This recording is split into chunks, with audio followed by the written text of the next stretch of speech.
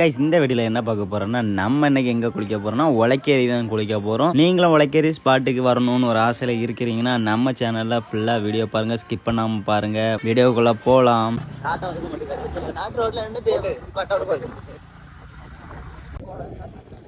டாடா பாய் தாத்தா. பாருங்க தாத்தா, ஒயின் ஷாப் எங்க இருக்கு? அப்படியே தாத்தா, இங்க வெள்ள மடத்துல உண்டா தாத்தா? பாருங்களா சரக்கு சாப்பிடலாம்.